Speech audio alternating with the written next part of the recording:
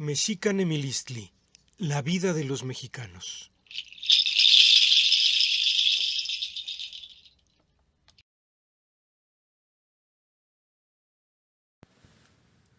Mashimolwican, Monoyuchichiwan, Nostinan, Mewantin.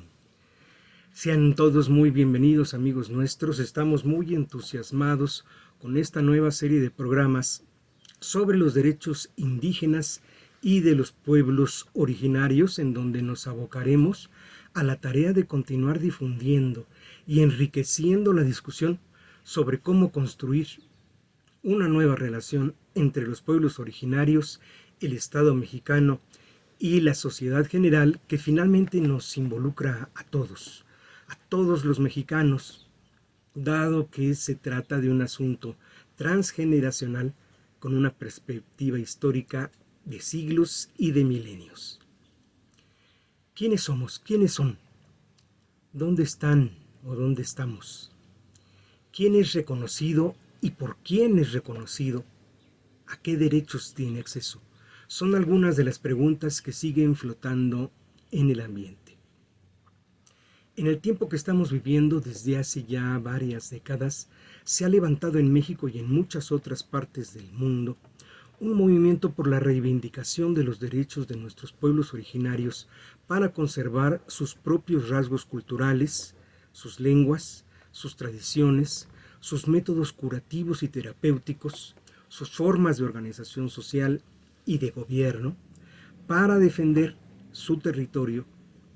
y lograr un desarrollo de acuerdo a su cosmovisión y al interés de sus integrantes, y no solamente de los gobiernos o de las grandes empresas que sí efectivamente hacen enormes negocios con muy grandes y graves repercusiones en el medio ambiente, así como al futuro y sobrevivencia de las comunidades y pueblos indígenas afectados.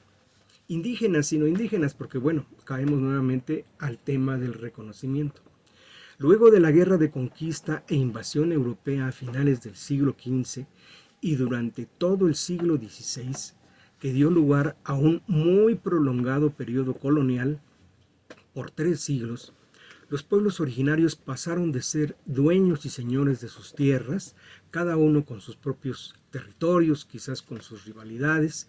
pero pasaron a ser exterminados o convertidos en esclavos. En el mejor de los casos, pueblos aliados sometidos a un virreinato, un régimen feudal de explotación, esclavización y aniquilamiento de la población local, tanto en términos físicos y económicos, es decir, matarlos y robarles todo, como también culturales, al impedir que su lengua o cultura se exprese siquiera, y destruir todo vestigio material o inmaterial de dicha cultura hasta lo más posible. Sin embargo, en aquel entonces, al ser súbditos de un rey europeo, algunos derechos deberían tener. Y es así que comienza una prolongadísima y tortuosa travesía histórico-jurídico y social por el reconocimiento de su existencia, de sus derechos y de sus territorios ancestrales, de la jurisdicción que tienen sobre esas tierras por medio de las formas de gobierno que de por sí también ya tienen. La lucha de resistencia cultural comenzó desde el momento en que los invasores desconocen el valor que puede tener una civilización distinta a la suya, a la dominante. Y para nuestra desgracia, se impuso la ignorancia de los invasores y de sus sucesores, la negación de cualquier valor que pudiera tener la cultura sometida y una política genocida de destrucción sistemática, material y espiritual para imponer la ideología y religión dominante. Bueno, resultado de la guerra de independencia a inicios del siglo XVIII, donde un número importante de sus protagonistas combatientes fueron los pueblos indígenas, pasamos del modelo de encomiendas y repúblicas de indios en la colonia a la confrontación directa con los liberales en pugna con los conservadores, que devastaron el país durante buena parte del siglo XIX por reyertas entre bandos y caudillos, incluso personales. La crisis generada por el desarrollismo porfirista provocó la Revolución Mexicana, cuyas primeras consignas fueron antirreeleccionistas, pero finalmente se impuso un fuerte contenido agrarista, nacionalista y socialista. Desde la academia y las instituciones se planteó el término de la cuestión indígena como perspectiva de resolver un problema. Que los indios siguieran siendo indios después de tantos años era un problema, y no se integraran al desarrollo nacional como mexicanos plenos. Una corriente del pensamiento de la época consideraba que para ser mexicanos primero debían dejar de ser indios, nahuas, mayas, zapotecas o cualquier otro, ya que representaba un lastre y un signo de miseria y atraso, imagen con la que deseaba terminar el gobierno para proyectar al mundo la imagen de un México moderno. Es así que los diferentes gobiernos postrevolucionarios implementaron una política indigenista e integracionista que buscaba diluir a la población indígena al integrarla a la sociedad nacional, campesinizándola. Antonio Bartra acuña el término campesindio para denotar esa parte del campesinado que finalmente no terminó de diluirse luego de 70 años de indigenismo. O también proletarizándola, forzándola a migrar a las ciudades y convertirse en obreros o empleados. En esta ocasión hemos invitado a Carlos Manso a conversar sobre la siguiente etapa de esta cronología, a partir del levantamiento civil y pacífico que significó la campaña continental 500 años de resistencia indígena y que tuvo contraparte nacional en nuestro país y en muchos países de Latinoamérica y del mundo, de finales de los años 80 que comenzó a organizarse hasta la fecha del quinto centenario en 1992, y el enorme impulso que significó la insurgencia armada indígena del Ejército Zapatista de Liberación Nacional en Chiapas el 1 de enero de 1994.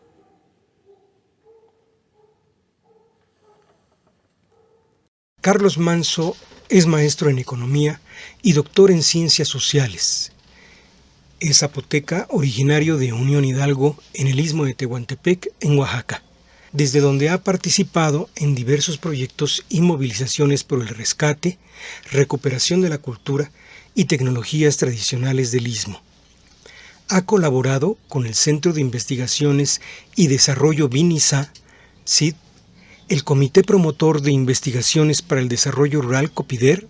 y actualmente en la investigación y denuncia sobre el impacto ambiental de empresas transnacionales en la región sur del istmo de Tehuantepec a través de Gubiñá 21 AC.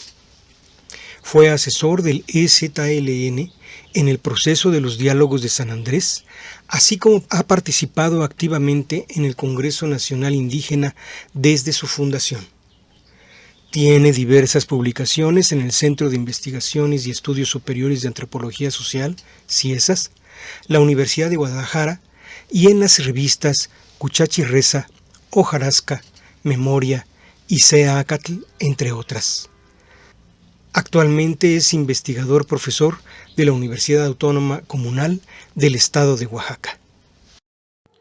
Bueno, vamos a escuchar esta primera parte de la larga entrevista que realizamos a Carlos Manso, allá en el istmo de Tehuantepec, y que en siguientes programas iremos analizando poco a poco. A mí me gustaría un poco en mi oficio de historiador tratar de enmarcar un periodo más que coyuntural a partir de los 90, si se quiere, pues del 92, con un énfasis muy marcado en el 94, por los dos sucesos que colocaron en el ámbito mediático nacional e internacional en un primer plano el tema de los derechos de los pueblos originarios, que fueron, pues específicamente en un primer momento, el quinto centenario y toda la connotación que se le quiso dar a la interpretación en el sentido de que estuvieran los estados, sobre todo el Estado español y algunos estados caracterizados sobre todo por una actitud muy racista y paternalista en su forma de concebir la relación con los pueblos originarios. Desde entonces hasta la fecha, el Estado español, por ejemplo, los estados como pues que fueron colonialistas en el siglo XVI, como Portugal, y posteriormente en siglos XVII y otros pues como misma Francia, Inglaterra, que tuvieron y mantienen todavía algunas colonias en su posesión, con una situación de dominación absoluta a los pueblos originarios en esas distintas regiones del mundo, pues sí tuvo una connotación muy importante el reconocimiento de la celebración más que de 500 años de colonización, de 500 años de resistencia. De hecho, en el caso latinoamericano y caribeño en cierto sentido, en menor medida, pero sí más latinoamericano, andino, centroamericano, mexicano y un poco norteamericano, sobre todo ahí donde hay un movimiento indígena organizado, Canadá, en Estados Unidos, desde Wounded Knee y un poco antes, ¿no? En el caso de las primeras naciones, el movimiento de las primeras naciones o el movimiento del Consejo Internacional de Tratados Indios, que inmediatamente pues desbordó el plano continental y pasaron a un plano mundial, en el sentido de tener inaugurar un canal de experiencias que motivó precisamente a que se considerara los 500 años de resistencia indígena y el primer decenio o década de los pueblos originarios en el sistema de Naciones Unidas, ¿no? Esto pues resultó en mucho por esa tradición y ese cabildeo tan fuerte que realizaron los representantes del movimiento del American Indian Movement, el movimiento indígena americano, tanto de Estados Unidos como de Canadá, y que para Latinoamérica se tradujo también en terreno, más que en el terreno del lobby de la diplomacia internacionalista por los derechos de los pueblos indígenas, en el movimiento que conocimos aquí como los 500 años de resistencia indígena, negra y popular, ¿no? Se llamó, ¿no? No se hablaba entonces de afrodescendientes, se hablaba de movimiento negro, ¿no? Uh-huh. Y esto... El Consejo Mexicano. También en Estados Unidos, ¿no? Ya había un movimiento desde antes de los 70, sobre todo más enfatizadamente en los 70, del movimiento chicano, del movimiento de resistencia. Bueno, ahí siempre ha habido un movimiento de resistencia permanente, pero muy poco difundido, muy underground, de la resistencia negra, ¿no? Antirracista, sobre todo en Estados Unidos. Y ahora tiene otra connotación, pero pues si buscáramos las raíces, pues todas esas raíces tienen un subterráneo en el cual se alimentan y se comunican unas con otras a nivel continental e incluso a nivel planetario. Y entonces este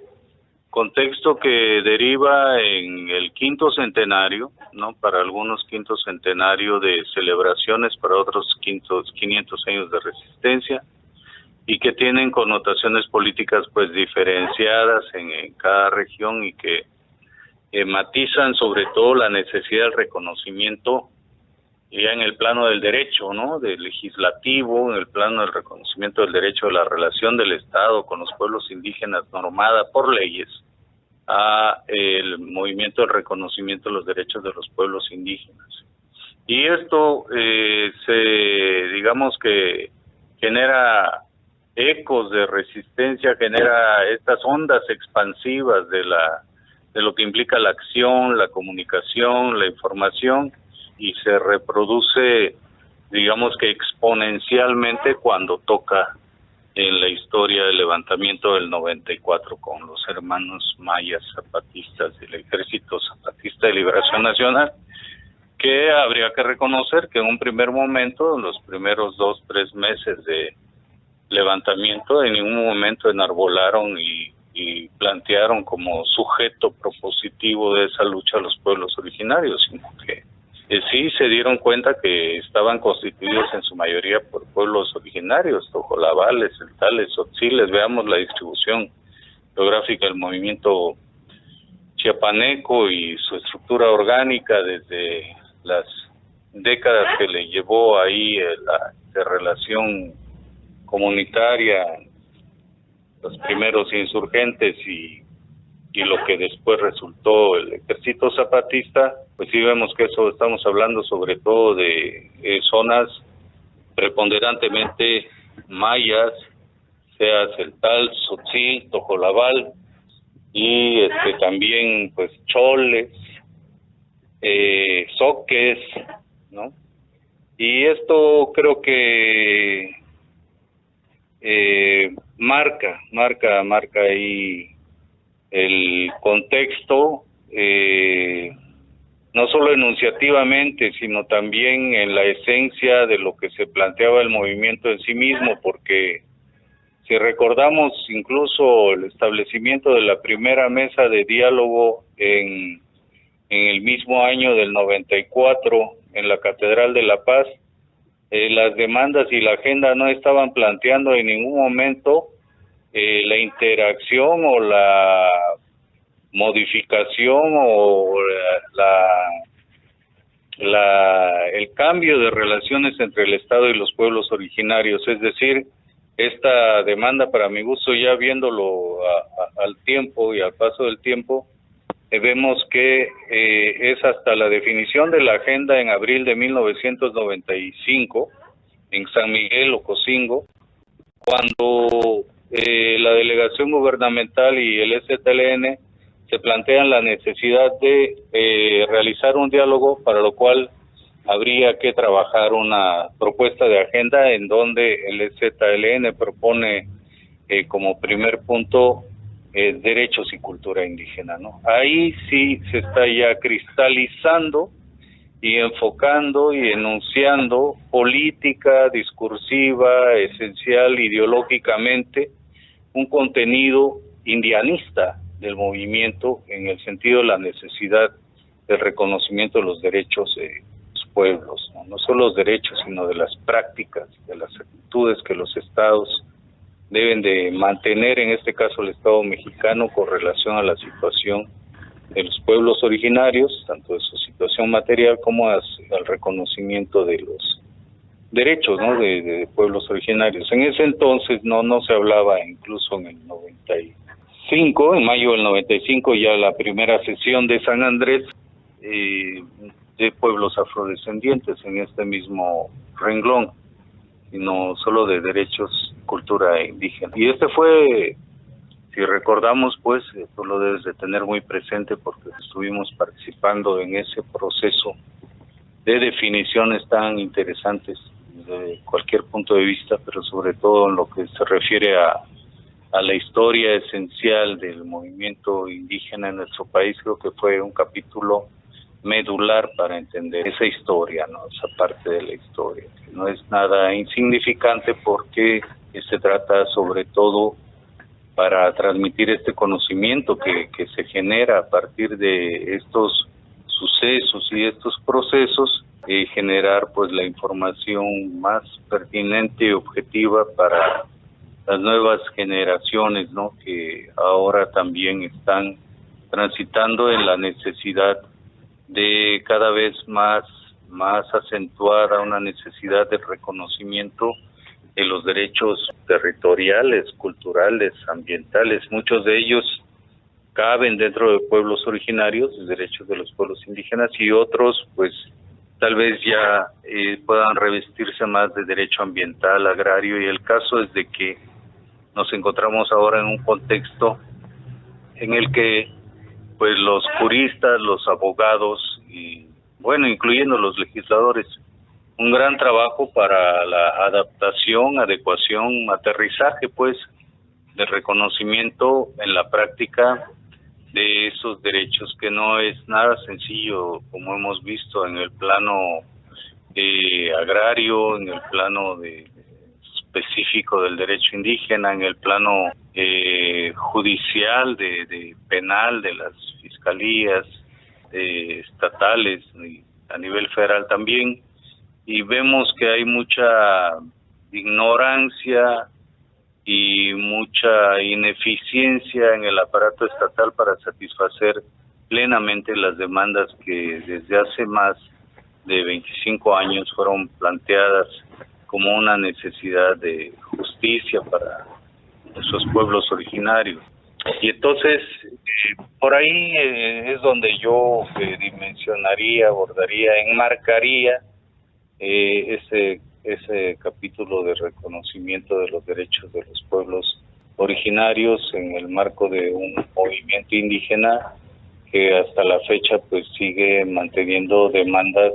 en distintas regiones del país, del continente, ¿no? Y contratos muy diferenciados con respecto a los estados que les toca a cada movimiento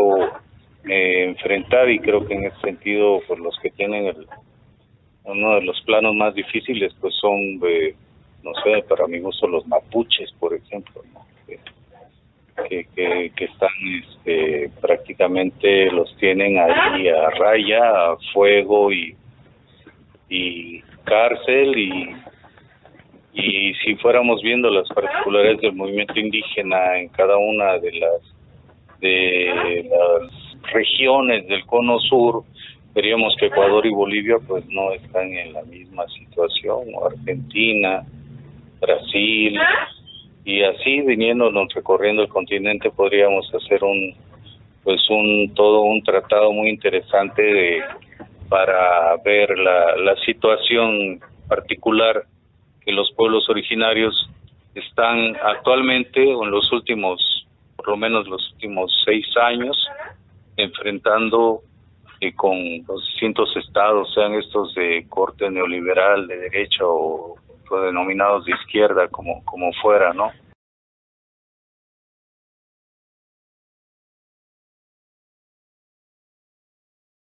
Esta ha sido la primera parte de la entrevista con el doctor Carlos Manso,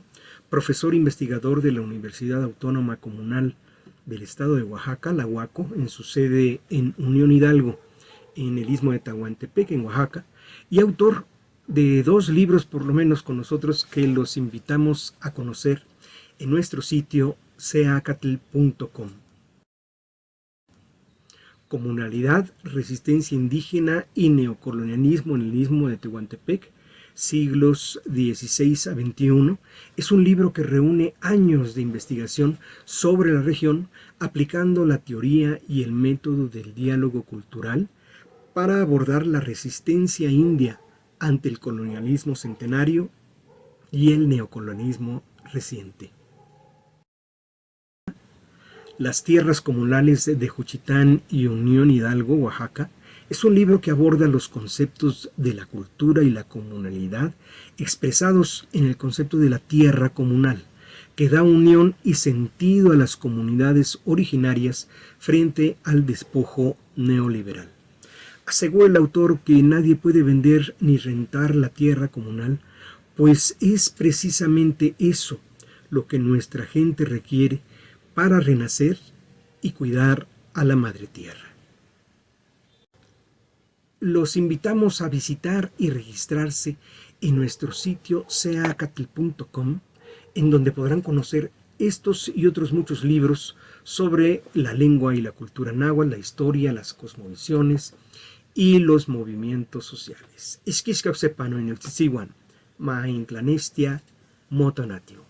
Que su sol sea brillante.